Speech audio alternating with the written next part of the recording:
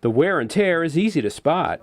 Crumbling walls, walls separating from windows, and a crack in an outside wall that starts in the foundation and stretches all the way to the roof. Water often leaks from ceilings, and cold air comes in through windows. Water leaking in around windows and through cracks causes damage and leads to additional concerns, like potential mold, all of which the county then has to spend money to address. Repair crews stay busy tackling one problem after another.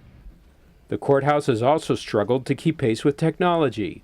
Only 3 of 23 courtrooms have modern audiovisual equipment. The other 20 rely on electronics that in some cases date back to the 80s, like these boom boxes.